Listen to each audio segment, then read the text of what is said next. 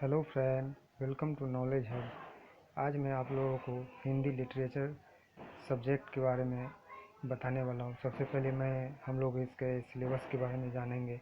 Hindi literature जो है एक ऑप्शनल सब्जेक्ट है जिसे जो आईएएस पीसीएस एग्ज़ाम का ऑप्शनल के रूप में क्वेश्चन इसमें आता है। इसका प्रश्न पत्र दो प्रश्न पत्र होते हैं।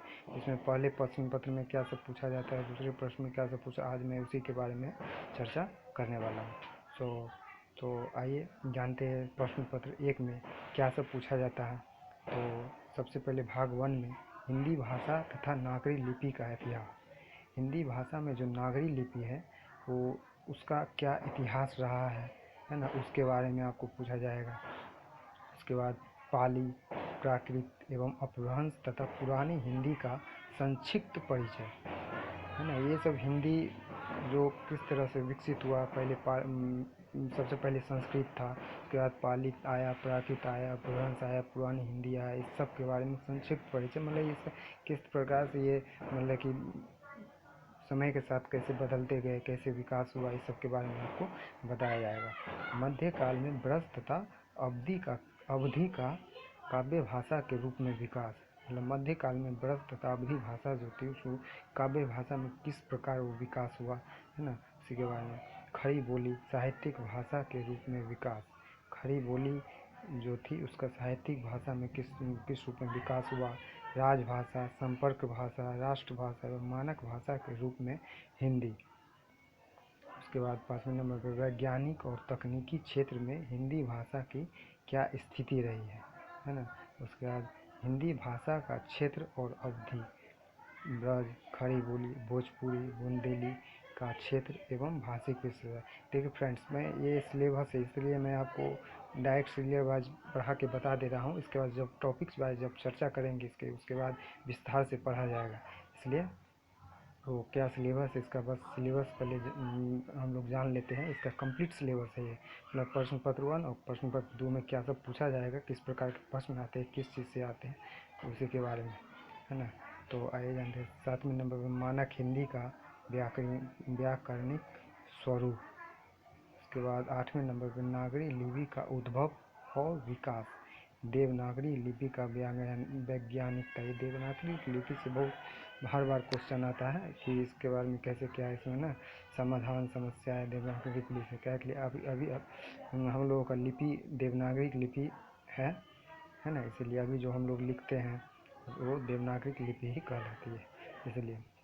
और हिंदी शब्द संपदा है ना। उसके बाद भाग 2 में आता है हम लोगों का हिंदी साहित्य का इतिहास, मतलब कि हिंदी साहित्य का क्या इतिहास रहा है। इसके अंदर में हिंदी साहित्य के इतिहास की लेखन परंपरा कैसी रही, हिंदी साहित्य के इतिहास में काल विभाजन तथा नामकरण है ना, आदिकाल, भक्ति काल, रीति काल, ये एक काल विभाजन है कि हिंदी साहित्य में मतलब किस प्रकार से काल है, आदिकाल आया, भक्ति काल आया, रीति काल आया, आधुनिक काल की है ना आया। इस सब के बारे में हम लोग पढ़ेंगे।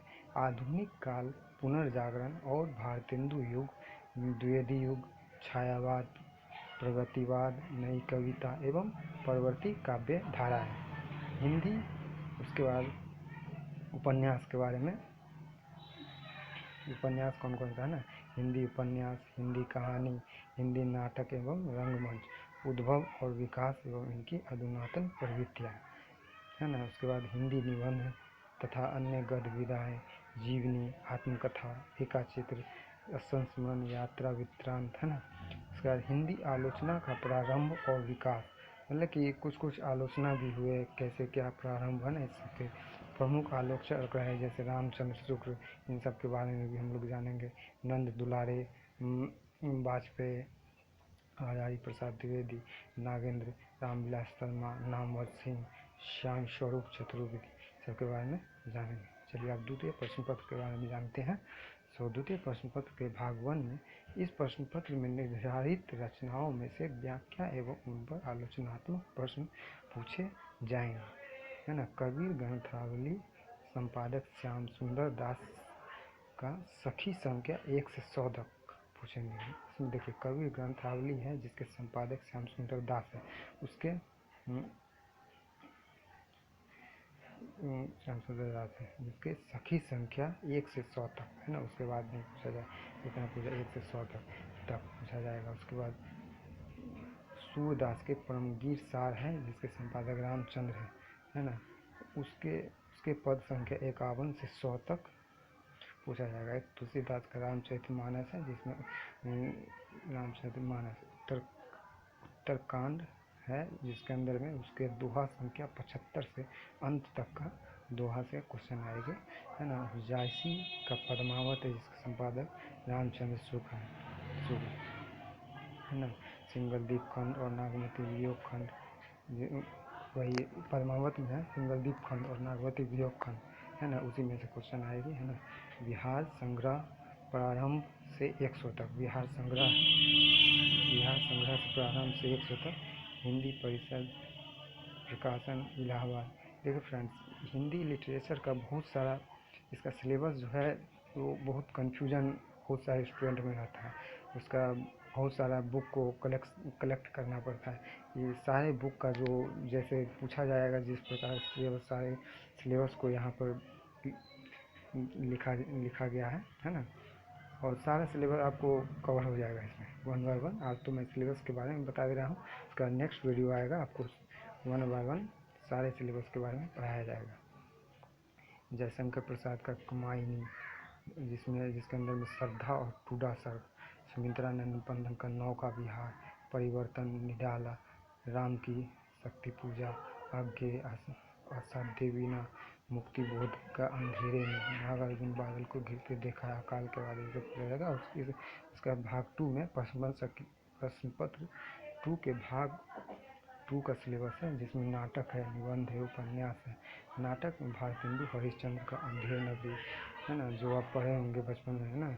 जयशंकर प्रसाद का स्कंदगुप्त, निबंध में आपको रामचंद्र शुक्ल चिंतामणि, भाग 1 में कविता क्या है, श्रद्धा और भक्ति के बारे में। हजारी प्रसाद द्विवेदी का कटूज जो एक निबंध है उसके बारे में पढ़ेंगे। उपन्यास में प्रेमचंद का गोदान है ना, परिस्मरण का महिला आचरण। बस उपन्यास में आपको 2 ही पढ़ना है, ठीक है। और हिंदी कहानियाँ में प्रेमचंद का एक माँ है, माँ नाम से है ना कहानी है।